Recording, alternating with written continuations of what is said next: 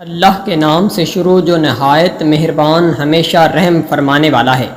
کیا آپ کو ہر چیز پر چھا جانے والی قیامت کی خبر پہنچی ہے؟ اس دن کتنے ہی چہرے ذلیل و خوار ہوں گے۔ اللہ کو بھول کر دنیاوی محنت کرنے والے، چند روزہ عیش و آرام کی خاطر سخت مشقتیں جھیلنے والے دہتی ہوئی آگ میں جا گریں گے۔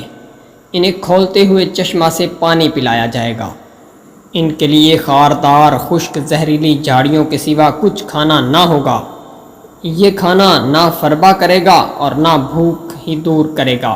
اس کے برعکس بہت سے چہرے حسین اور بارونق اور تر و تازہ ہوں گے، اپنی نیک کاوشوں کے باعث خوش و خرم ہوں گے، عالیشان جنت میں قیام پذیر ہوں گے۔ اس میں کوئی لغو بات نہ سنیں گے، جیسے اہل باطل ان سے دنیا میں کیا کرتے تھے۔ اس میں بہتے ہوئے چشمے ہوں گے، اس میں اونچے بچھے ہوئے تخت ہوں گے اور جام بڑے کرینے سے رکھے گئے، اور غالیچے اور گاؤ تکیے قطار در قطار لگے ہوں گے، اور نرم و نفیس قالین اور مزین بچھی ہوں گی۔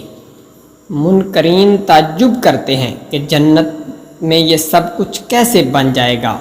تو کیا یہ لوگ اونٹ کی طرف نہیں دیکھتے؟ وہ کس طرح عجیب ساخت پر بنایا گیا ہے، اور آسمان کی طرف نگاہ نہیں کرتے، وہ کیسے عظیم وسعتوں کے ساتھ اٹھایا گیا ہے، اور وہ پہاڑوں کو نہیں دیکھتے کہ وہ کس طرح زمین سے ابھار کر کھڑے کیے گئے ہیں، اور زمین کو نہیں دیکھتے کہ وہ کس طرح گولائی کے باوجود پھیلائی گئی ہے۔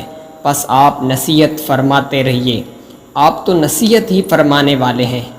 آپ ان پر جابر و قاہر کے طور پر مسلط نہیں ہیں، مگر جو روگردانی کرے اور کفر کرے تو اسے اللہ سب سے بڑا عذاب دے گا۔